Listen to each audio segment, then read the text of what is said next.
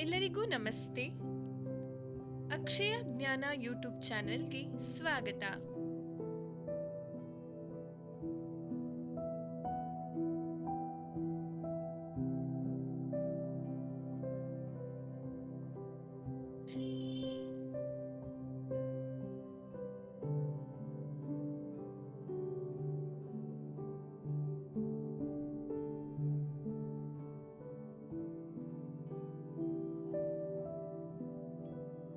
ಹೇ ರಂಜಿತಾ, ನಾನ್ ನನ್ನ science text book ನ ಇದೇ ಕ್ಲಾಸ್ ರೂಮ್ ಅಲ್ಲಿ ಇಟ್ಟಿದ್ದೀನಿ ಕಣೆ.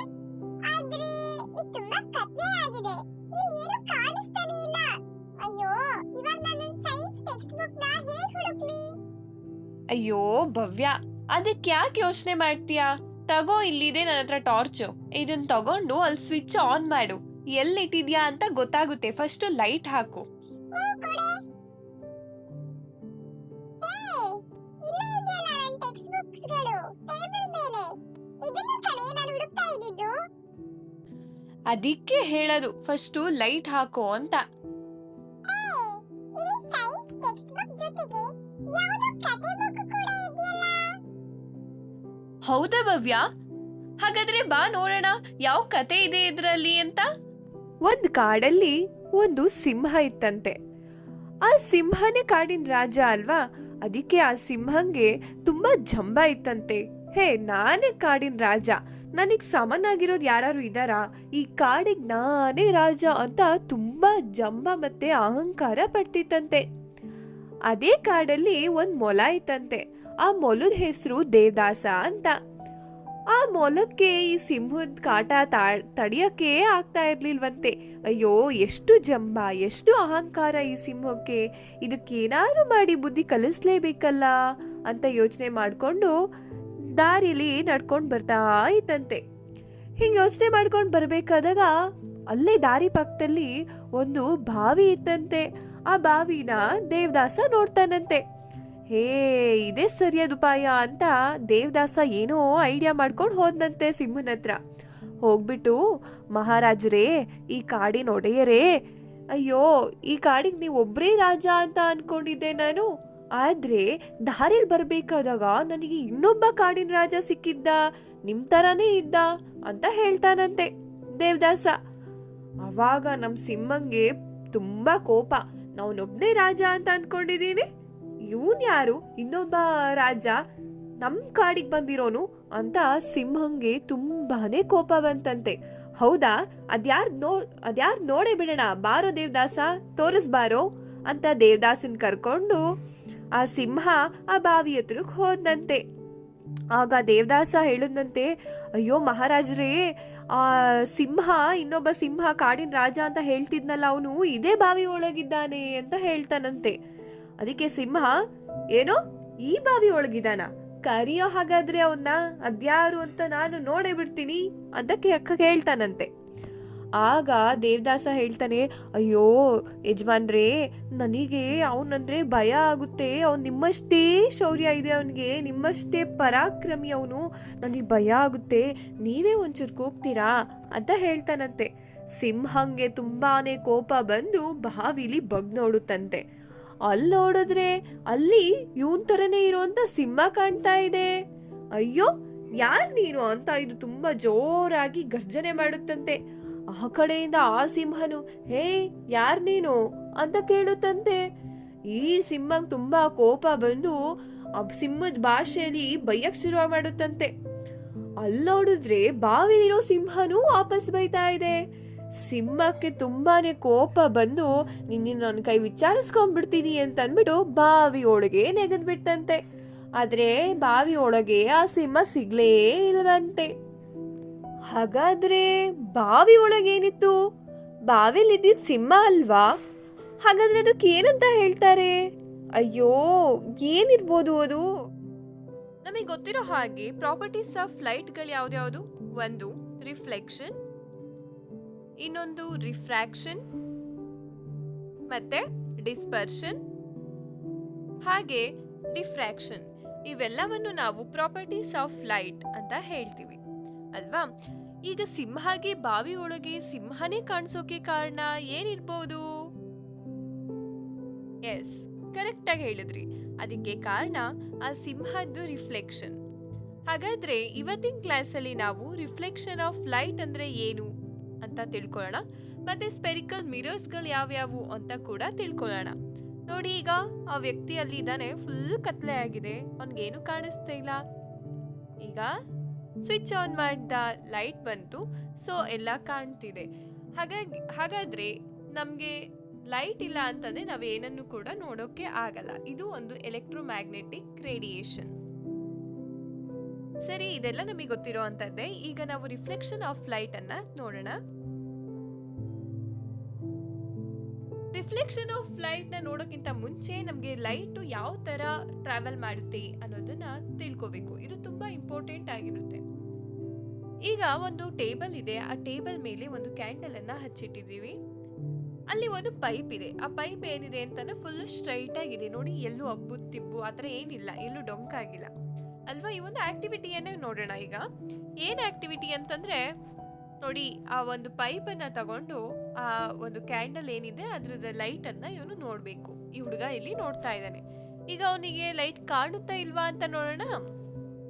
ಎಸ್, ಕಾಣಿಸ್ತಿದೆ. ಆ ಪೈಪ್ ಇಂದ ಅವ್ನು ನೋಡ್ತಿದ್ದಾನೆ. ಆ ಪೈಪ್ ಒಳಗಿಂದ ಅವನಿಗೆ ಏನ್ ಕಾಣ್ತಾ ಇದೆ? ಆ ಒಂದು ಲೈಟ್ ಕಾಣ್ತಾ ಇದೆ ಅಲ್ವಾ. ಅಂದ್ರೆ ಇವಾಗ ನಮಗೆ ಏನ್ ಗೊತ್ತಾಯ್ತು? ಲೈಟ್ ಸ್ಟ್ರೈಟ್ ಲೈನ್ ಅಲ್ಲಿ ಹೋಗುತ್ತೆ ಅಂತ ಗೊತ್ತಾಯ್ತು. ಯಾಕೆ ಅಂತಂದ್ರೆ ಪೈಪ್ ಏನಾಗಿದೆ? ಸ್ಟ್ರೈಟ್ ಆಗಿದೆ. ಹಾಗಾದ್ರೆ ಬರೀ ಸ್ಟ್ರೈಟ್ ಲೈನ್ ಅಲ್ಲಿ ಮಾತ್ರ ಹೋಗೋದಾ? ಕರ್ವ್ಡ್ ಆಗಿ ಹೋಗಲ್ವಾ? ಗೊತ್ತಿಲ್ಲ. ಅದಕ್ಕೆ ಇನ್ನೂ ಒಂದು ಆಕ್ಟಿವಿಟಿ ಕಂಡಕ್ಟ್ ಮಾಡೋಣ. ಏನು ಅಂದ್ರೆ, ಇವಾಗ ಬೆಂಡ್ ಆಗಿರುವಂತಹ ಒಂದು ಪೈಪ್ ಅನ್ನ ತಗೊಳ್ಳೋಣ. ಇವಾಗ ಸೇಮ್ ಅದೇ ಕ್ಯಾಂಡಲ್ ಅನ್ನ ಈ ಪೈಪ್ ಇಂದ ನೋಡಕ್ ಹೇಳೋಣ ಅವನಿಗೆ. ಇವಾಗ ಹುಡುಗ ಏನ್ ಮಾಡ್ತಿದ್ದಾನೆ? ಈ ಬೆಂಡ್ ಆಗಿರುವಂತ ಒಂದು ಪೈಪ್ ನ ಹಿಡ್ಕೊಂಡು ಆ ಕ್ಯಾಂಡಲ್ ಅನ್ನ ನೋಡ್ತಾ ಇದ್ದಾನೆ. ಓ, ಆದ್ರೆ ಅವನಿಗೆ ಆ ಕ್ಯಾಂಡಲ್ ಕಾಣಿಸ್ತಾ ಇಲ್ಲ, ಆ ಬೆಳಕು ಕಾಣಿಸ್ತಾ ಇಲ್ಲ. ಇದರಿಂದ ನಮಗೆ ಏನ್ ಗೊತ್ತಾಯ್ತು? Path of the light is always ಈ ಸ್ಟ್ರೈಟ್ ಲೈನ್. ಲೈಟ್ ಯಾವಾಗ್ಲೂ ಸ್ಟ್ರೈಟ್ ಲೈನ್ ಅಲ್ಲೇ ಮೂವ್ ಆಗುತ್ತೆ ಅಂತ ನಮ್ಗೆ ಈ ಒಂದು ಆಕ್ಟಿವಿಟಿಯಿಂದ ಗೊತ್ತಾಯ್ತು. ಸೊ ಇದಿಷ್ಟು ತುಂಬಾ ಇಂಪಾರ್ಟೆಂಟ್ ಆಗಿರುತ್ತೆ ನಾವು ರಿಫ್ಲೆಕ್ಷನ್ ನ ಸ್ಟಡಿ ಮಾಡ್ಬೇಕಾದಾಗ. ಯಾಕಂದ್ರೆ ಅಲ್ಲಿ ನಾವೇನಾದ್ರು ಲೈಟ್ ರೇ ನ ಸ್ಟ್ರೈಟ್ ಲೈನ್ ಅಲ್ಲಿ ಏನಾದ್ರು ಇಂಡಿಕೇಟ್ ಮಾಡಿದ್ರೆ ನಿಮಗೆ ಡೌಟ್ ಬರಬಾರ್ದು, ಯಾಕೆ ಸ್ಟ್ರೈಟ್ ಲೈನ್ ಅಲ್ಲೇ ಮೇಡಮ್ ಇಂಡಿಕೇಟ್ ಮಾಡ್ತಿದ್ದಾರೆ ಲೈಟ್ ನ ಅಂತ. So this is the reason. ಹಾಗಾಗಿ ಈ ಒಂದು ಆಕ್ಟಿವಿಟಿಯನ್ನ ನೀವು ಮನೇಲಿ ಬೇಕಾದ್ರೆ ಕಂಡಕ್ಟ್ ಮಾಡಿ ನೋಡಿ. ಸೊ ಲೈಟ್ ಯಾವಾಗ್ಲೂ ಸ್ಟ್ರೈಟ್ ಲೈನ್ ಅಲ್ಲೇ ಮೂವ್ ಆಗುತ್ತೆ, ಇದೇ ರಿಸಲ್ಟ್ ಬರುತ್ತೆ. ನೆಕ್ಸ್ಟ್, ಹಾಗಾದ್ರೆ ರಿಫ್ಲೆಕ್ಷನ್ ಆಫ್ ಲೈಟ್ ಅಂದ್ರೆ ಏನು ಅಂತ ನೋಡೋಣ. ನೋಡಿ, ಇಲ್ಲಿ ಫಿಗರ್ ಹೇಳ್ತಾ ಇದೆ, ಇಲ್ಲಿ ಮಿರರ್ ಇದೆ, ಲೈಟ್ ಇಲ್ಲಿ ಬೀಳ್ತಾ ಇದೆ, ಇದೇನಾಗಿ ರಿಫ್ಲೆಕ್ಟ್ ಆಗಿ ಹೋಗ್ತಾ ಇದೆ. ಇದು ರಿಫ್ಲೆಕ್ಷನ್ ಆಫ್ ಲೈಟ್ ಅಂತ. ಬಟ್ ಅದ್ರ ಕ್ಲಿಯರ್ ಡೆಫಿನಿಷನ್ ಏನು ಅಂತ ನೋಡೋಣ. When a ray of light approaches smooth polished surface and light ray bounces back is called reflection. ಅಂತ ಅಂದ್ರೆ ಇಲ್ಲಿ ನೋಡಿ, ಸ್ಮೂತ್ ಪಾಲಿಶ್ಡ್ ಸರ್ಫೇಸ್ ಅಂದ್ರೆ ಇಲ್ಲಿ ನಾನು ಯಾವ್ದನ್ನ ಕನ್ಸಿಡರ್ ಮಾಡಿದೀನಿ? ಮಿರರ್ ನ ಕನ್ಸಿಡರ್ ಮಾಡಿದೀನಿ. ಸೊ ಮಿರರೇ ಆಗ್ಬೇಕಂತ ಏನಿಲ್ಲ. ಈಗ ಒಂದು ಗ್ಲಾಸ್ ಇದೆ ಅಂತಂದ್ರೆ ಅದು ಕೂಡ ರಿಫ್ಲೆಕ್ಟ್ ಮಾಡುತ್ತೆ. ಉದಾಹರಣೆಗೆ, ಈಗ ನಿಮ್ಮ ಮನೇಲಿ ಒಂದು ಗಡಿಯಾರ ಇರುತ್ತೆ, ಅದಕ್ಕೆ ನೀವು ಟಾರ್ಚ್ ಲೈಟ್ ಬಿಟ್ರು ಏನಾಗುತ್ತೆ? ಅದು ವಾಪಸ್ ರಿಫ್ಲೆಕ್ಟ್ ಆಗುತ್ತೆ. ಸೊ ಅದನ್ನ ಕೂಡ ನಾವು ರಿಫ್ಲೆಕ್ಷನ್ ಅಂತ ಹೇಳ್ತೀವಿ. ಇಲ್ಲಿ ಆ ಒಂದು ಗ್ಲಾಸ್ ಪೀಸ್ ಏನಿದೆ ಅದೇನಾಗಿರುತ್ತೆ? ಸ್ಮೂತ್ ಪಾಲಿಶ್ಡ್ ಸರ್ಫೇಸ್ ಆಗಿರುತ್ತೆ. ನಮ್ಮ ಮಿರರ್ ಕೂಡ ಏನು? Smooth polished surface. ಈ ಒಂದು ಫಿಗರ್ ಅಲ್ಲಿ ನಾನು ಮಿರರ್ ಅನ್ನ ಕನ್ಸಿಡರ್ ಮಾಡಿದ್ದೀನಿ. When A ray of light approaches smooth polished surface, ಹೌದಲ್ವಾ? ಇಲ್ಲಿ ನೋಡಿ, ಒಂದು ಟಾರ್ಚ್ ಇಂದ ಲೈಟ್ ರೇಸ್ ಗಳು ಬರ್ತಾ ಇದೆ. ಸೊ ಜಾಸ್ತಿ ರೇಸ್ಗಳು ಇರೋ ಕಾರಣ ನಾವು ಅದನ್ನ ಬೀಮ್ ಅಂತ ಹೇಳ್ಬೋದು. ಸೊ ಅದು ಬಂದು ಈ ಒಂದು ಸ್ಮೂತ್ ಪಾಲಿಶ್ಡ್ ಸರ್ಫೇಸ್ ಅಂದ್ರೆ ಈ ಮಿರರ್ ಮೇಲೆ ಬಿದ್ದಾಗ ಏನಾಗುತ್ತೆ? ಆ ಲೈಟ್ ರೇಸ್ ಏನಾಗಿದೆ? ವಾಪಸ್ ಬೌನ್ಸ್ ಆಗ್ತಾ ಇದೆ. ಈಗ ಬಾಲ್ ನ ಡ್ರಾಪ್ ಮಾಡಿದ್ರೆ ವಾಪಸ್ ಹೇಗೆ ಅದು ಬೌನ್ಸ್ ಆಗುತ್ತೆ, ಹೇಗೆ ಪಿಚ್ ಬೀಳುತ್ತೆ, ಅದೇ ತರ ಇಲ್ಲಿ ಲೈಟ್ ಕೂಡ ಏನಾಗ್ತಾ ಇದೆ? ಬೌನ್ಸಸ್ ಬ್ಯಾಕ್ ಆಗ್ತಾ ಇದೆ. ಸೊ ಇದನ್ನ ನಾವೇನಂತ ಹೇಳ್ತೀವಿ? ರಿಫ್ಲೆಕ್ಷನ್ ಆಫ್ ಲೈಟ್ ಅಂತ ಹೇಳ್ತೀವಿ. ಅಥವಾ ಈ ಡೆಫಿನಿಷನ್ ತುಂಬಾ ದೊಡ್ಡದಾಯ್ತಪ್ಪ, ಸಿಂಪಲ್ ಆಗಿ ಯಾವ್ದಾದ್ರು ಒಂದು ಡೆಫಿನಿಷನ್ ಬೇಕು ನಂಗೆ ರಿಫ್ಲೆಕ್ಷನ್ ಆಫ್ ಲೈಟ್ಗೆ ಅಂತ ಅನ್ನೋದಾದ್ರೆ, the change in the direction of light by A mirror is called as reflection of light. So light direction ಏನಾಗ್ತಾ ಇದೆ ನೋಡಿ, ಇನ್ಸಿಡೆಂಟ್ ಮಾಡಿದ್ಕು ರಿಫ್ಲೆಕ್ಟ್ ಆಗ್ತಿರೋದಕ್ಕೂ ಡೈರೆಕ್ಷನ್ ತುಂಬಾನೇ ಚೇಂಜ್ ಇದೆ. ಹಾಗಾಗಿ ಇದನ್ನ ಕೂಡ ನಾವು ರಿಫ್ಲೆಕ್ಷನ್ ಆಫ್ ಎ ಲೈಟ್ ಅಂತ ಹೇಳ್ಬೋದು. ಸೊ ಇದು ಒಂದು simple definition of reflection of light. So ಇದಿಷ್ಟು ಅರ್ಥ ಆಗಿದೆ ಅಂತ ಅಂದ್ಕೊಂಡು ಮುಂದಕ್ಕೆ ಹೋಗ್ತಾ ಇದ್ದೀನಿ. ರಿಫ್ಲೆಕ್ಷನ್ ಆಫ್ ಲೈಟ್ ನಾವು ಆಗ್ಲೇ ಹೇಳ್ದಾಗೆ ಬರೀ ಒಂದು ಪ್ಲೇನ್ ಮಿರರ್ ಇಂದ ಮಾತ್ರ ಆಗ್ಬೇಕು ಅಂತ ಏನಿಲ್ಲ. ಸ್ಮೂತ್ ಪಾಲಿಶ್ಡ್ ಸರ್ಫೇಸ್ ಯಾವ್ದ್ರಿಂದ ಬೇಕಾದ್ರೂ ಆಗ್ಬೋದು. ಇಲ್ಲಿ ಒಂದು ತಟ್ಟೆಯನ್ನ ಕನ್ಸಿಡರ್ ಮಾಡಿದೀವಿ. ಈ ತಟ್ಟೆಗೆ ಲೈಟ್ ಬಿಟ್ಟಾಗ್ಲೂ ಕೂಡ ಏನಾಗ್ತಾ ಇದೆ, ರಿಫ್ಲೆಕ್ಟ್ ಆಗ್ತಾ ಇದೆ. ಬರೀ ತಟ್ಟೆನ ಬರೀ ಅದ್ ಮಾತ್ರ ಸ್ಮೂತ್ ಪಾಲಿಶ್ಡ್ ಸರ್ಫೇಸ್ ಆಗಿ ಅಥವಾ ಮಿರರ್ ಆಗಿ ಆಕ್ಟ್ ಮಾಡುತ್ತಾ? ಖಂಡಿತ ಇಲ್ಲ. ಈಗ ನಾವು ನೋಡಿರಬಹುದು, ಎಲ್ಲಾದ್ರೂ ಒಂದು ಪ್ಯೂರ್ ವಾಟರ್ ಇದೆ ಅಂತ ಅಂದ್ರೆ, ಎಲ್ಲೋ ಒಂದು ಪಾಂಡ್ ಅಲ್ಲೋ ಎಲ್ಲೋ ಒಂದು ರಿವರ್ ಅಲ್ಲೋ ಏನು ಪ್ಯೂರ್ ವಾಟರ್ ಇದೆ, that is not impure, pollute ಆಗದೆ ಇರುವಂತ ವಾಟರ್ ಇದೆ ಅಂತಂದಾಗ ನಮ್ಮ ನೇಚರ್ ಏನಿದೆ ಅದ್ರ ರಿಫ್ಲೆಕ್ಷನ್ ನಾವು ಆ ಒಂದು ವಾಟರ್ ಅಲ್ಲಿ ಕಾಣಬಹುದು. That is also an example for reflection of light ಅಂತ ಹೇಳ್ಬೋದು. ಈ ಫಿಗರ್ಗಳಲ್ಲಿ ನೀವು ಅಬ್ಸರ್ವ್ ಮಾಡ್ತಾ ಇದ್ದೀರಾ, ಅಲ್ಲಿರುವಂತಹ ಬಿಲ್ಡಿಂಗ್ಸ್ಗಳಾಗಿರಬಹುದು ಅಥವಾ ಅಲ್ಲಿರುವಂತಹ ಟ್ರೀಸ್, ಹರ್ಬ್ಸ್, ಶರ್ಬ್ಸ್ ಏನಿದೆ ಇದೆಲ್ಲರೂ ರಿಫ್ಲೆಕ್ಷನ್ಗಳು ಕೂಡ ನಮಗೆ ಅಲ್ಲಿ ವಾಟರ್ ಅಲ್ಲಿ ಕಾಣಿಸ್ತಾ ಇದೆ. ಸೊ ಇದು ಕೂಡ ರಿಫ್ಲೆಕ್ಷನ್ ಆಫ್ ಲೈಟ್ ಆಗಿರುತ್ತೆ. ಹಾಗಾದ್ರೆ ರಿಫ್ಲೆಕ್ಷನ್ ಆಫ್ ಲೈಟ್ ಯಾವ ತರ ಆಗುತ್ತೆ ಅಂತ ನೋಡೋಣ. ನೋಡಿ, ಇಲ್ಲಿ ಒಂದು ಪ್ಲೇನ್ ಮಿರರ್ ಅನ್ನ ಕನ್ಸಿಡರ್ ಮಾಡಿದೀನಿ. ಇಲ್ಲಿ ಒಂದು ಟಾರ್ಚ್ ಅನ್ನ ತಗೊಂಡು ಒಂದೇ ಒಂದು ಲೈಟ್ ರೇನ ನಾನು ಇನ್ಸಿಡೆಂಟ್ ಮಾಡ್ತಾ ಇದ್ದೀನಿ. ನಾನು ಇಲ್ಲಿ ಯಾಕೆ ಸ್ಟ್ರೈಟ್ ಲೈನ್ ಅಲ್ಲಿ ಡಿನೋಟ್ ಮಾಡ್ತಾ ಇದ್ದೀನಿ ಅಂತಂದ್ರೆ, ನಮಗೆ ಗೊತ್ತಿರೋ ಹಾಗೆ ಲೈಟ್ ಯಾವಾಗ್ಲೂ ಕೂಡ ಸ್ಟ್ರೈಟ್ ಲೈನ್ ಅಲ್ಲಿ ಟ್ರಾವೆಲ್ ಆಗುತ್ತೆ. ಹಾಗಾಗಿ ಈ ಮಿರರ್ ಮೇಲೆ ನಾನು ಇನ್ಸಿಡೆಂಟ್ ಮಾಡ್ತಾ ಇದ್ದೀನಿ ಲೈಟ್ ರೇನ. ಈಗ ಏನಾಗುತ್ತೆ, ರಿಫ್ಲೆಕ್ಟ್ ಆಗುತ್ತೆ. ಯಾಕೆ ಅಂತಂದ್ರೆ mirror is A smooth polished surface ಆಗಿರೋ ಕಾರಣ ಲೈಟ್ ಏನಾಗಬೇಕು, ಬೌನ್ಸಸ್ ಬ್ಯಾಕ್ ಆಗಬೇಕು. ಹಾಗಾಗಿ ಇವಾಗ ಅದು ರಿಫ್ಲೆಕ್ಟ್ ಆಗುತ್ತೆ. ನೋಡೋಣ. ಎಸ್, ಇಲ್ಲಿ ಏನಾಗಿದೆ, ರಿಫ್ಲೆಕ್ಟ್ ಆಗಿದೆ. ನೀವು ನೋಡ್ತಾ ಇರಬಹುದು ಈ ಇನ್ಸಿಡೆಂಟ್ ರೇ ಮತ್ತೆ ರಿಫ್ಲೆಕ್ಟೆಡ್ ರೇ. ಇನ್ಸಿಡೆಂಟ್ ರೇ ಅಂದ್ರೆ ನಾವು ಯಾವ್ದನ್ನ ಇನ್ಸಿಡೆಂಟ್ ಮಾಡ್ತಿದೀವಿ ಮಿರರ್ ಮೇಲೆ ಟಾರ್ಚ್ ಇಂದ, ಅದನ್ನ ಇನ್ಸಿಡೆಂಟ್ ರೇ ಅಂತ ಹೇಳ್ತೀವಿ. ಯಾವ್ದು ಮಿರರ್ ಇಂದ ವಾಪಸ್ ಬೌನ್ಸಸ್ ಬ್ಯಾಕ್ ಆಗಿ ಹೋಗ್ತಾ ಇದೆ, ಯಾವ್ದು ವಾಪಸ್ ಬೌನ್ಸ್ ಆಗ್ತಾ ಇದೆ, ಆ ರೇಯನ್ನ ನಾವು ರಿಫ್ಲೆಕ್ಟೆಡ್ ರೇ ಅಂತ ಹೇಳ್ತೀವಿ. ಆದ್ರೆ ಈ ಒಂದು ಫಿಗರ್ ಅಲ್ಲಿ ಮಧ್ಯದಲ್ಲಿ ಒಂದು ಡಾಟೆಡ್ ಲೈನ್ ಕೂಡ ಇದೆ. ಅದೇನಿರಬಹುದು ಅಂತ ನೋಡೋದಾದ್ರೆ, ಆ ಮಧ್ಯದಲ್ಲಿ ಇರುವಂತಹ ಡಾಟೆಡ್ ಲೈನ್ ಏನಂದ್ರೆ ನಾರ್ಮಲ್ ಅಂತ ಕರಿತೀವಿ. It is an imaginary line ಅಂತಂದ್ರೆ ಅದು ನಮ್ ಕಣ್ಣಿಗೆ ಕಾಣಿಸೋಲ್ಲ, ಅದು ರಿಯಲ್ ಆಗಿರುವಂತದ್ದಲ್ಲ. ಅದೇನು ಇಮ್ಯಾಜಿನರಿ, ನಾವೇ ಅಲ್ಲಿದೆ ಒಂದು ಲೈನ್ ಅಂತ ಕನ್ಸಿಡರ್ ಮಾಡ್ಕೊಂಡಿರೋದು.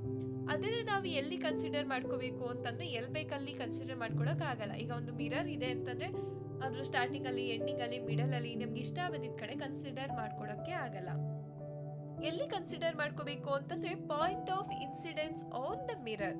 ಪಾಯಿಂಟ್ ಆಫ್ ಇನ್ಸಿಡೆನ್ಸ್ ಅಲ್ಲಿ ಕನ್ಸಿಡರ್ ಮಾಡಬೇಕು. ಪಾಯಿಂಟ್ ಆಫ್ ಇನ್ಸಿಡೆನ್ಸ್ ಅಂತ ಅಂದ್ರೆ ಯಾವ ಒಂದು ಪಾಯಿಂಟ್, ಆ ಮಿರರ್ ಮೇಲೆ ಯಾವುದೋ ಒಂದು ಪಾಯಿಂಟಿಗೆ ನಾನು ಲೈಟ್ ಅನ್ನ ಇನ್ಸಿಡೆಂಟ್ ಮಾಡ್ತಾ ಇದ್ದೀನಿ, ಇನ್ಸಿಡೆಂಟ್ ರೇ ಅನ್ನ ಇನ್ಸಿಡೆಂಟ್ ಮಾಡ್ತಾ ಇದ್ದೀನಿ ಅಂತಂದ್ರೆ ಆ ಒಂದು ಪರ್ಟಿಕ್ಯುಲರ್ ಪಾಯಿಂಟ್ ಏನಿದೆ ಅದನ್ನ ನಾವು ಪಾಯಿಂಟ್ ಆಫ್ ಇನ್ಸಿಡೆನ್ಸ್ ಅಂತ ಹೇಳ್ತೀವಿ. ಆ ಪಾಯಿಂಟ್ ಆಫ್ ಇನ್ಸಿಡೆನ್ಸ್ ಇದು ಗೊತ್ತಾಗ್ತಿದೆ ಅಲ್ಲ, ಸೊ ಅದನ್ನ ಪಾಯಿಂಟ್ ಆಫ್ ಇನ್ಸಿಡೆನ್ಸ್ ಅಂತ ಹೇಳ್ತೀವಿ. ಸೊ ಆ ಪಾಯಿಂಟ್ ಆಫ್ ಇನ್ಸಿಡೆನ್ಸ್ ಅಲ್ಲಿ ನಾವು ಮಿರರ್ಗೆ ಪರ್ಪೆಂಡಿಕ್ಯುಲರ್ ಆಗಿ ಒಂದು ಲೈನ್ ನ ಡ್ರಾ ಮಾಡಿದ್ರೆ ಅದನ್ನ ನಾವು ಏನಂತ ಹೇಳ್ತೀವಿ, ನಾರ್ಮಲ್ ಅಂತ ಹೇಳ್ತೀವಿ. ಓಕೆನಾ? ನೆಕ್ಸ್ಟ್ ನೋಡಿ, ಎರಡು ಆಂಗಲ್ ಅನ್ನ ನಾವು ಇಂಡಿಕೇಟ್ ಮಾಡಿದೀವಿ, ಹೌದಲ್ವಾ? ಅಲ್ಲಿ ಆಂಗಲ್ಸ್ ಗಳು ಫಾರ್ಮ್ ಆಗಿದೆ. ಮಧ್ಯದಲ್ಲಿರೋದು ನಾರ್ಮಲ್, ನಮ್ಮ ಲೆಫ್ಟ್ ಸೈಡ್ ಅಲ್ಲಿ ಇರುವಂತದ್ದು ಇನ್ಸಿಡೆಂಟ್ ರೇ. ಸೊ ಈ ಒಂದು ನಾರ್ಮಲ್ ಆಗಿರಬಹುದು, ಈ ಒಂದು ಇನ್ಸಿಡೆಂಟ್ ರೇ ಆಗಿರ್ಬೋದು, ಅವೆರಡು ಮಧ್ಯೆ ಇರುವಂತಹ ಈ ಒಂದು ಆಂಗಲ್ ನ ನಾವೇನಂತ ಹೇಳ್ತೀವಿ ಅಂದ್ರೆ angle of incidence. Angle of incidence ಅಂತ ಹೇಳ್ತೀವಿ. ಅದೇ ರೀತಿ ಇನ್ ದ ಸೇಮ್ ವೇ ಇದನ್ನ ನಾವು ನಾರ್ಮಲ್ ಅಂತ ಹೇಳ್ತೀವಿ, ಇದನ್ನ ನಾವು ರಿಫ್ಲೆಕ್ಟೆಡ್ ರೇ ಅಂತ ಹೇಳ್ತೀವಿ. ಹಾಗಾದ್ರೆ ಇವೆರಡು ಮಧ್ಯದಲ್ಲಿ ಇರುವಂತಹ ಈ ಒಂದು ಆಂಗಲ್ ನ ಏನಂತ ಹೇಳ್ತೀವಿ? Yes, exactly, angle of reflection ಅಂತ ಹೇಳ್ತೀವಿ.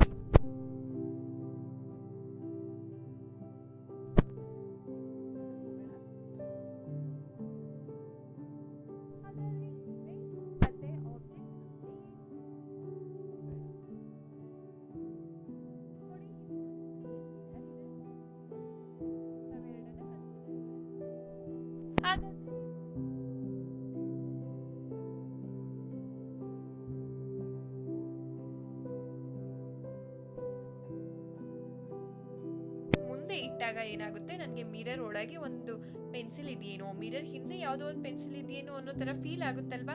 ಸೊ ಆ ಫೀಲ್ ಆಗಕ್ಕೆ ಕಾರಣ ಏನು? ಇಮೇಜ್. ಆ ಮಿರರ್ ಅಲ್ಲಿ ಫಾರ್ಮ್ ಆಗಿರುತ್ತಲ್ಲ ಅದನ್ನ ನಾವು ಇಮೇಜ್ ಅಂತ ಕರಿತೀವಿ. ಹಾಗಾದ್ರೆ ಆಬ್ಜೆಕ್ಟ್ ಯಾವುದು? ಅಲ್ಲಿ ನಮ್ಗೆ ಒರಿಜಿನಲ್ ಪೆನ್ಸಿಲ್ ಏನ್ ನಾವ್ ಇಟ್ಕೊಂಡಿದೀವಿ ಅದನ್ನ ನಾವೇನಂತ ಹೇಳ್ತೀವಿ? ಆಬ್ಜೆಕ್ಟ್ ಅಂತ ಹೇಳ್ತೀವಿ. ಇನ್ ದ ಸೇಮ್ ವೇ ನಾವು ಮಿರರ್ ಮುಂದೆ ನಿಂತಾಗ ಏನಾಗುತ್ತೆ, ನಾವು ಆಬ್ಜೆಕ್ಟ್ ಆಗಿರ್ತೀವಿ, ನಮ್ ರಿಫ್ಲೆಕ್ಷನ್ ಏನ್ ಮಿರರ್ ಅಲ್ಲಿ ಕಾಣಿಸ್ತಾ ಇರುತ್ತೆ ಅದು ಇಮೇಜ್ ಆಗಿರುತ್ತೆ. ಸ್ಪೆರಿಕಲ್ ಮಿರರ್ಸ್ ಅಂದ್ರೆ ಏನು ಅಂತ ನೋಡೋಣ. Spherical mirrors have curved reflecting surfaces and are also called as curved mirrors. Spherical ಮಿರರ್ಸ್ಗೆ ಏನಿರುತ್ತೆ ಅಂತಂದ್ರೆ ಕರ್ವ್ಡ್ ರಿಫ್ಲೆಕ್ಟಿಂಗ್ ಸರ್ಫೇಸಸ್ ಇರುತ್ತೆ. ಅದನ್ನ ನಾವೇನಂತ ಹೇಳ್ತೀವಿ, ಕರ್ವ್ಡ್ ಮಿರರ್ಸ್ ಅಂತ ಹೇಳ್ತೀವಿ. ಯೂಶುವಲಿ ನಮ್ಮ ಮನೆಯಲ್ಲಿ ನಾವು ಯೂಸ್ ಮಾಡೋದು ಕರ್ವ್ಡ್ ಸರ್ಫೇಸ್ ಆಗಿರೋಲ್ಲ, ಅದೇನಾಗಿರುತ್ತೆ ಪ್ಲೇನ್ ಸರ್ಫೇಸ್ ಇರೋ ಮಿರರ್ಸ್ ನಾವು ಜಾಸ್ತಿ ಯೂಸ್ ಮಾಡ್ತೀವಿ ಅಲ್ವಾ. ಹಾಗಾದ್ರೆ ಕರ್ವ್ಡ್ ಮಿರರ್ಸ್ ಅಂದ್ರೆ ಏನು? ಸೇಮ್ ಮಿರರ್ ಬಟ್ ಏನಾಗಿರುತ್ತೆ ಅಂತಂದ್ರೆ ರಿಫ್ಲೆಕ್ಟಿಂಗ್ ಸರ್ಫೇಸ್ ಏನಿರುತ್ತೆ ಅದು ಸ್ಟ್ರೈಟ್ ಆಗಿ ಇರಲ್ಲ, ಅದ್ರ ಬದಲಾಗಿ ಏನಾಗಿರುತ್ತೆ ಅದು ಕರ್ವ್ಡ್ ಆಗಿರುತ್ತೆ. ಆ ತರ ಕರ್ವ್ಡ್ ಸರ್ಫೇಸ್ ರಿಫ್ಲೆಕ್ಟಿಂಗ್ ಸರ್ಫೇಸಸ್ ಗಳನ್ನ ಹೊಂದಿರುವಂತಹ ಮಿರರ್ ಗಳಿಗೆ ನಾವು ಕರ್ವ್ಡ್ ಮಿರರ್ಸ್ ಅಂತ ಕರಿತೀವಿ. ನಾವೀಗ ಒಂದು ಫಿಗರ್ ನೋಡ್ತಾ ಇದೀವಿ ಅಲ್ವಾ, ಅಲ್ಲಿ ಒಂದು ಹ್ಯಾಲೋಸ್ಪಿಯರ್, ಇದನ್ನ ನಾವು ಹ್ಯಾಲೋಸ್ಪಿಯರ್ ಅಂತ ಹೇಳ್ತೀವಿ.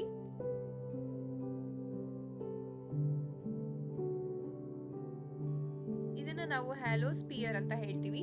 ಈ ಒಂದು ಹ್ಯಾಲೋಸ್ಪಿಯರ್ ಅಲ್ಲಿ ನಾನು ಒಂದು ಈ ಸೈಡ್ ಅನ್ನ ಅಂತಂದ್ರೆ ಇನ್ನರ್ ಸರ್ಫೇಸ್ ಅನ್ನ ಒಂದ್ ಕಡೆ ಶೇಡ್ ಮಾಡಿದೀವಿ, ಇನ್ನೊಂದ್ ಕಡೆ ಏನ್ ಮಾಡಿದೀವಿ ಔಟರ್ ಸರ್ಫೇಸ್ ಅನ್ನ ಶೇಡ್ ಮಾಡಿದೀವಿ ಸ್ಕೈ ಬ್ಲೂ ಕಲರ್ ಅಲ್ಲಿ. ಅದೇನ್ ಇಂಡಿಕೇಟ್ ಮಾಡ್ತಾ ಇದೆ ಅಂತಂದ್ರೆ ರಿಫ್ಲೆಕ್ಟಿಂಗ್ ಸರ್ಫೇಸಸ್ ನ ಇಂಡಿಕೇಟ್ ಮಾಡ್ತಾ ಇದೆ.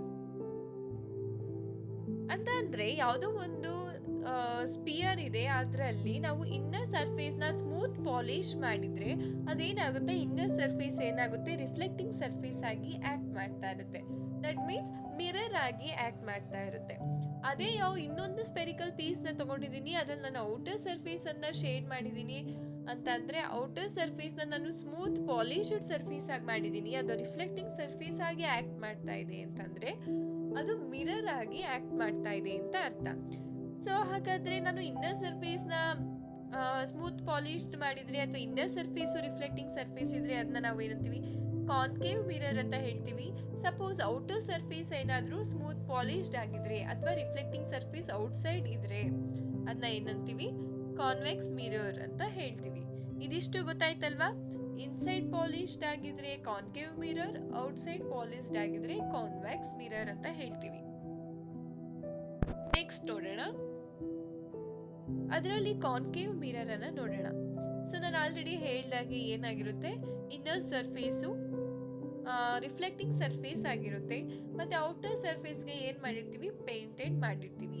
Concave mirrors are the mirrors that curve inward in the middle.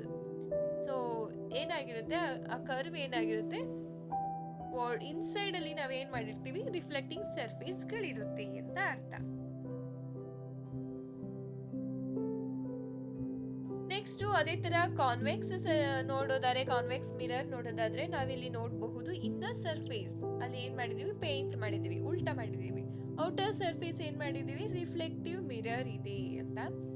So the convex mirrors are the mirrors that curve outward in the middle. So ಇಲ್ಲಿ ನೋಡ್ತಾ ಇದೀವಿ ಅಲ್ವಾ ಫಿಗರ್ ಅಲ್ಲಿ ಏನಾಗಿದೆ, ಮಿರರ್ಸ್ ಏನಾಗಿದೆ, ಔಟ್ವರ್ಡ್ ಆಗಿದೆ, ಅಂದ್ರೆ ರಿಫ್ಲೆಕ್ಟಿಂಗ್ ಸರ್ಫೇಸ್ ಏನಾಗಿದೆ, ಔಟ್ವರ್ಡ್ ಆಗಿದೆ. ಅದನ್ನ ನಾವು ಕಾನ್ವೆಕ್ಸ್ ಮಿರರ್ಸ್ ಅಂತ ಹೇಳ್ತೀವಿ.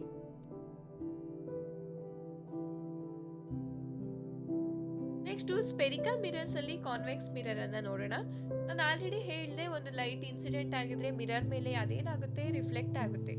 ಸೊ ಇಲ್ಲಿ ಒಂದು ಲೈಟ್ ರೇನ ಇನ್ಸಿಡೆಂಟ್ ಮಾಡ್ತಾ ಇದ್ದೀನಿ, ನಿಮ್ಗೆ ಕಾಣಿಸ್ತಾ ಇರಬಹುದು ಬಹುಶಃ. ಸೊ ಇವಾಗ ಏನಾಯ್ತು, ಇನ್ಸಿಡೆಂಟ್ ಆಯ್ತು. ಇನ್ಸಿಡೆಂಟ್ ಆದ್ಮೇಲೆ ಏನಾಗುತ್ತೆ, ಅದು ರಿಫ್ಲೆಕ್ಟ್ ಆಗ್ತಾ ಇದೆ, ಕಾಣಿಸ್ತಾ ಇದೆ ಅಲ್ಲ. ಸೊ ಆ ಲೈಟ್ ಏನಾಗ್ತಿದೆ, ರಿಫ್ಲೆಕ್ಟ್ ಆಗ್ತಾ ಇದೆ. ಇದನ್ನ ನಾವು ಕಾನ್ವೆಕ್ಸ್ ಮಿರರ್ ಅಂತ ಹೇಳ್ತೀವಿ. ಯಾಕೆ ಅಂತಂದ್ರೆ ಇದರಲ್ಲಿ ಮಿರರ್ ಸರ್ಫೇಸ್ ಏನಾಗಿದೆ, ಔಟ್ವರ್ಡ್ ಇದೆ, ಹೊರಗಡೆ ಇರುವಂತ ಸೈಡ್ ಏನಾಗಿದೆ, ಮಿರರ್ ಆಗಿ ಆಕ್ಟ್ ಮಾಡ್ತಾ ಇದೆ.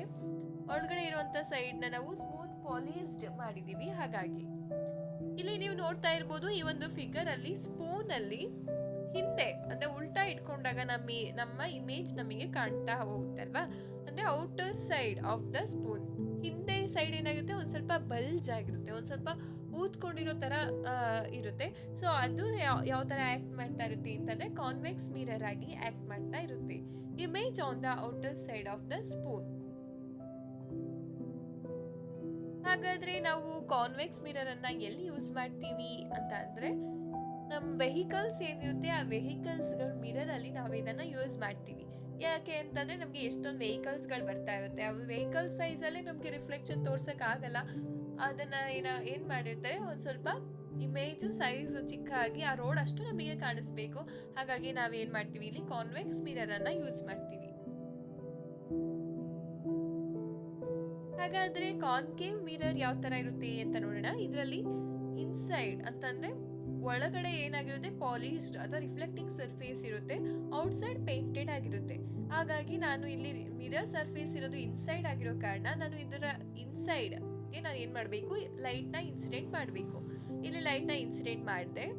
ಇವಾಗ ಏನಾಯ್ತು, ಲೈಟ್ ರೇಸ್ಗಳು ರಿಫ್ಲೆಕ್ಟ್ ಆಗ್ತಿದಾವೆ. ಸೊ ಇದು ಈ ತರ ಆಗುತ್ತೆ ಯಾವ್ದ್ರಲ್ಲಿ, ಕಾನ್ಕೇವ್ ಮಿರರ್ ಅಲ್ಲಿ. ನಾವು ಸ್ಪೂನ್ ಅಲ್ಲಿ ಹೊರಗಡೆ ಏನಾಗುತ್ತೆ, ಕಾನ್ವೆಕ್ಸ್ ಮಿರರ್ ಆಗಿ ಆಕ್ಟ್ ಆಗುತ್ತೆ ಅಂತ ಹೇಳಿದ್ವಿ. In the same way mirror ಅಲ್ಲಿ ಇನ್ಸೈಡ್ ಸರ್ಫೇಸ್, ಇನ್ನರ್ ಸರ್ಫೇಸ್ ಏನಾಗುತ್ತೆ, ಕಾನ್ಕೇವ್ ಮಿರರ್ ಆಗಿ ಆಕ್ಟ್ ಆಗ್ತಾ ಹೋಗುತ್ತೆ. ಇದಿಷ್ಟು ಗೊತ್ತಾಗಿದೆ ಅಂತ ಅನ್ಕೊಳ್ತೀನಿ. ಮತ್ತೆ ನಾವು ಯಾವ್ದಾದ್ರು ಒಂದು ಪಾತ್ರೆನ ಹೊಸದಾಗಿ ತಂದಿದ್ರೆ ಏನಾಗುತ್ತೆ, ನಮಗೆ ಅಲ್ಲಿ ಚೆನ್ನಾಗಿ ರಿಫ್ಲೆಕ್ಷನ್ ಕಾಣುತ್ತೆ. ನಮ್ಮ ಪ್ರತಿಬಿಂಬ ಆಗಿರ್ಬೋದು, ಏನೇ ಆಗಿರ್ಬೋದು, ತುಂಬಾ ನೀಟಾಗಿ ಕಾಣುತ್ತೆ. ಅದೇ ಆಫ್ಟರ್ ಸಮ್ ಇಯರ್ಸ್ ಏನಾಗ್ತಾ ಹೋಗುತ್ತೆ, ನಮ್ಮ ಪಿಕ್ಚರ್, ನಮ್ಮ ಇಮೇಜ್ ಏನ್ ಫಾರ್ಮ್ ಆಗಿರುತ್ತೆ ಅದು ಅಷ್ಟು ಕ್ಲಿಯರ್ ಆಗಿ ಕಾಣಿಸ್ತಾ ಇರಲ್ಲ. ಏನಕ್ಕೆ ರೀಸನ್ ಅಂತ ಅಂದ್ರೆ, ನಾವು ಪಾತ್ರೆಯನ್ನ ಹೊಸದಾಗಿ ತಗೊಂಡಾಗ ಆ ಸರ್ಫೇಸ್ ಏನಾಗುತ್ತೆ, ಸ್ಮೂತ್ ಪಾಲಿಶ್ಡ್ ಸರ್ಫೇಸ್ ಆಗಿರುತ್ತೆ. ಅದು ಎಷ್ಟು ಸ್ಮೂತ್ ಪಾಲಿಶ್ಡ್ ಸರ್ಫೇಸ್ ಆಗಿರುತ್ತೆ ಅಷ್ಟು ಕ್ಲಿಯರ್ ಆಗಿ ನಮ್ಮ ಇಮೇಜು ಅದರಲ್ಲಿ ಫಾರ್ಮ್ ಆಗ್ತಾ ಇರುತ್ತೆ. ಸಪೋಸ್ ಅಲ್ಲಿ ಏನಾದ್ರೂ ಸಪೋಸ್ ಅದೇನಾದ್ರು ಸ್ಮೂತ್ ಪಾಲಿಶ್ಡ್ ಸರ್ಫೇಸ್ ಆಗಿಲ್ಲ, ಬರ್ತಾ ರಫ್ ಸರ್ಫೇಸ್ ಆಗ್ತಾ ಇದೆ ನಾವು ಯೂಸ್ ಮಾಡಿದಾಗೆ ಅಂತ ಅಂದಾಗ ಅಲ್ಲಿ ಇಮೇಜು ಅಷ್ಟು ಕ್ಲಿಯರ್ ಆಗಿ ಬರಲ್ಲ.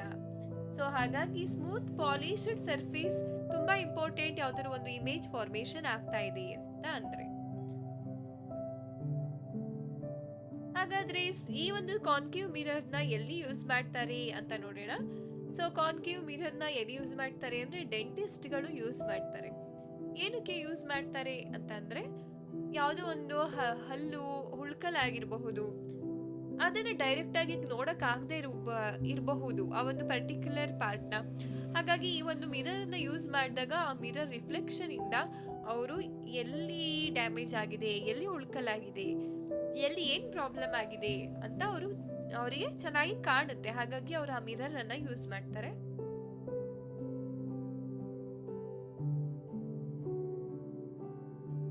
ರಿಯಲ್ ಅಂಡ್ ವರ್ಚುವಲ್ ಇಮೇಜ್ಗೆ ಹೋಗೋಕ್ಕಿಂತ ಮುಂಚೆ ಒಂದು ವಿಷಯನ ನಿಮ್ಗೆ ಹೇಳೋಕೆ ಇಷ್ಟಪಡ್ತೀನಿ.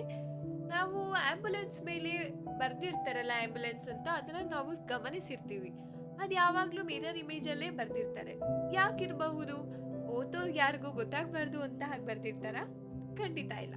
ಏನಕ್ಕೆ ಹಾಗೆ ಬರ್ದಿರ್ತಾರೆ ಅಂತಂದ್ರೆ, ಸಪೋಸ್ ಆಂಬುಲೆನ್ಸ್ ಮುಂದೆ ಯಾವ್ದಾದ್ರು ವೆಹಿಕಲ್ಗಳು ಹೋಗ್ತಾ ಇದಾವೆ ಅಂತ ಅಂದಾಗ ಅವರಿಗೆ ಹಿಂದೆ ಆಂಬುಲೆನ್ಸ್ ಬರ್ತಿದೆ ಅಂತ ಅವ್ರಿಗೆ ಹೇಗೆ ಗೊತ್ತಾಗುತ್ತೆ? ನಾನು ಆಲ್ರೆಡಿ ಹೇಳ್ದೆ, ನಾವೇನು ಕಾನ್ವೆಕ್ಸ್ ಮಿರರ್ ನ ಯೂಸ್ ಮಾಡ್ತೀವಿ ಈ ವೆಹಿಕಲ್ಸ್ ಬರೋದನ್ನ ನೋಡಕ್ಕೆ ಅಂತ ಹೇಳ್ದೆ. ಸೊ ಅವರು ಆ ಮಿರರ್ ಅಲ್ಲಿ ನೋಡಿದಾಗ ಆ ಮಿರರ್ ಇಮೇಜ್ ಏನಾಗುತ್ತೆ, ಸ್ಟ್ರೈಟ್ ಆಗಿ ಕಾಣುತ್ತೆ ಅಲ್ವಾ? ಆ ವೆಹಿಕಲ್ ಮೇಲೆ ಅವ್ರು ಮಿರರ್ ಇಮೇಜ್ ಫಾರ್ಮ್ ಅಲ್ಲಿ ಬರ್ಕೊಂಡಿರ್ತಾರೆ. ಮಿರರ್ ಇಮೇಜ್ ನ ಮಿರರ್ ಅಲ್ಲಿ ನೋಡಿದ್ರೆ ರಿಯಲ್ ಇಮೇಜ್ ತರ ಕಾಣುತ್ತೆ. ಹಾಗಾಗಿ ಅವರು ಆಂಬುಲೆನ್ಸ್ ಬರ್ತಾ ಇದೆ ಅಂತ ಅದನ್ನ ಓದ್ಕೊಂಡು ಆಂಬುಲೆನ್ಸ್ಗೆ ಜಾಗ ಬಿಡ್ತಾರೆ ಅನ್ನೋ ಒಂದು ಉದ್ದೇಶದಿಂದ ಆಂಬುಲೆನ್ಸ್ ವೆಹಿಕಲ್ ಮೇಲೆ ಆಂಬುಲೆನ್ಸ್ ಅಂತ ಒಂದು ಮಿರರ್ ಇಮೇಜ್ ಅಲ್ಲಿ ಬರ್ದಿರ್ತಾರೆ. ಗೊತ್ತಾಯ್ತಲ್ವಾ? ಇವಾಗ ರಿಯಲ್ ಅಂಡ್ ವರ್ಚುವಲ್ ಇಮೇಜ್ ನ ನೋಡೋಣ. Images which can be formed on the screen are real image ಅಂತಂದ್ರೆ ಏನು ಇಲ್ಲ, ಯಾವ್ದಾದ್ರು ಒಂದು ಇಮೇಜ್ ನ ನಾವು ಸ್ಕ್ರೀನ್ ಮೇಲೆ ಫಾರ್ಮ್ ಮಾಡಬಹುದು ಅಂತ ಅಂದ್ರೆ ಆ ಒಂದು ಇಮೇಜ್ ನ ರಿಯಲ್ ಇಮೇಜ್ ಅಂತ ಹೇಳ್ತೀವಿ. ಹಾಗಾದ್ರೆ ವರ್ಚುವಲ್ ಇಮೇಜ್ ಅಂದ್ರೆ ಏನು, ನೀವೇ ಹೇಳ್ಬೋದಲ್ವಾ? ಎಸ್, ಎಕ್ಸಾಕ್ಟ್ಲಿ, ನಿಮ್ ಗೆಸ್ ಕರೆಕ್ಟ್ ಆಗಿದೆ. ಬಟ್ ಅದನ್ನ ಮುಂದೆ ನೋಡೋಣ. ಸೊ ಯಾವ್ದನ್ನ ಸ್ಕ್ರೀನ್ ಮೇಲೆ ನಾವು ಒಬ್ಟೈನ್ ಮಾಡ್ಬೋದು ಅಂತ ಇಮೇಜಸ್ ಗಳನ್ನ ನಾವು ರಿಯಲ್ ಇಮೇಜ್ ಅಂತ ಹೇಳ್ತೀವಿ. ಇಲ್ಲಿ ನೋಡುತ್ತಿದ್ದೀರಾ, ಇಲ್ಲಿ ಒಂದು ಸ್ಕ್ರೀನ್ ಇದೆ. ಆ ಸ್ಕ್ರೀನ್ ಮೇಲೆ ನಮ್ಗೆ ಇಮೇಜ್ ಬರ್ತಾ ಇದೆ. ಇನ್ನ ಮೂವೀಸ್ ಆಲ್ಸೋ ನಾವೇನ್ ಮಾಡ್ತೀವಿ, ನಮ್ಮ ಒಂದು ಪಿಕ್ಚರ್ ಏನಿದೆ, ಯಾವ್ದೋ ಮೂವಿ ನೋಡ್ತಿದೀವಿ, ಅದ್ರ ಇಮೇಜಸ್ ಏನಾಗಿದೆ ಸ್ಕ್ರೀನ್ ಮೇಲೆ ಬರ್ತಾ ಇರುತ್ತೆ ಅಲ್ವಾ? ಇಲ್ಲೂ ಕೂಡ ನೀವು ನೋಡಬಹುದು, ಇಲ್ಲಿ ನಾವು ಮಿರರ್ ನ ಯೂಸ್ ಮಾಡಿದೀವಿ, ಮಧ್ಯದಲ್ಲಿ ಕ್ಯಾಂಡಲ್ ಅನ್ನ ಇಟ್ಟಿದೀವಿ. ಬಟ್ ನಮಗೆ ಆ ಕ್ಯಾಂಡಲ್ ಇಮೇಜ್ ಎಲ್ಲಿ ಸಿಗ್ತಾ ಇದೆ, ಆ ಕಡೆ ಇಲ್ಲಿ ಸ್ಕ್ರೀನ್ ಮೇಲೆ ಸಿಗ್ತಾ ಇದೆ. ಸೊ ಇದನ್ನ ಕೂಡ ನಾವು ಹೇಳ್ಬೋದು ರಿಯಲ್ ಇಮೇಜ್ ಅಂತ. ಹಾಗಾದ್ರೆ ವರ್ಚುವಲ್ ಇಮೇಜ್ ಅಂದ್ರೆ ಏನು? ನೀವಾಗ್ಲೇ ಹೇಳಿದ್ ಸರಿಯಾಗಿತ್ತು. Images which cannot be obtained on the screen are called as virtual image. So ಈಗ ನಾನು ಹೋಗ್ಬಿಟ್ಟು ಸುಮ್ಮನೆ ಕನ್ನಡಿ ಮುಂದೆ ನಿಂತಿದ್ದೀನಿ, ನಮ್ಮನೆ ಕನ್ನಡಿ ಮುಂದೆ ನಿಂತಿದ್ದೀನಿ ಅಂತ ಅಂದ್ರೆ ನಾನು ಇಮೇಜ್ ಬರೀ ಕನ್ನಡಿಲಿ ಮಾತ್ರ ಕಾಣ್ತಾ ಇರುತ್ತೆ. ನಾನು ಇಮೇಜ್ ಏನಾದ್ರು ರಿಫ್ಲೆಕ್ಟ್ ಆಗಿ ಪಕ್ಕದಲ್ಲಿರುವಂತ ಸ್ಕ್ರೀನ್ ಮೇಲೆ ಕಾಣಿಸ್ತಾ ಇರುತ್ತಾ? ಖಂಡಿತ ಇಲ್ಲ. ಹಾಗಾಗಿ ಅದನ್ನ ನಾವು ವರ್ಚುವಲ್ ಇಮೇಜ್ ಅಂತ ಹೇಳ್ತೀವಿ. ಈ ಕ್ಲಾಸ್ ನಿಮ್ಗೆ ಇಷ್ಟ ಆಗಿದ್ರೆ ಲೈಕ್ ಮಾಡಿ, ಶೇರ್ ಮಾಡಿ, ಸಬ್ಸ್ಕ್ರೈಬ್ ಮಾಡಿ, ಮತ್ತೆ ಅಲ್ಲಿರುವಂತಹ ಬೆಲ್ ಬಟನ್ ನ ಕೂಡ ಕ್ಲಿಕ್ ಮಾಡಿ. ಸೊ ದಟ್ ನಿಮ್ಗೆ ನಾವು ನೆಕ್ಸ್ಟ್ ಯಾವ್ದಾದ್ರು ಕ್ಲಾಸ್ ಅನ್ನ ಪೋಸ್ಟ್ ಮಾಡಿದ್ರೆ ನಿಮ್ಗೆ ನೋಟಿಫಿಕೇಶನ್ ಖಂಡಿತವಾಗಿಯೂ ಬರುತ್ತೆ. Keep supporting. Thank you.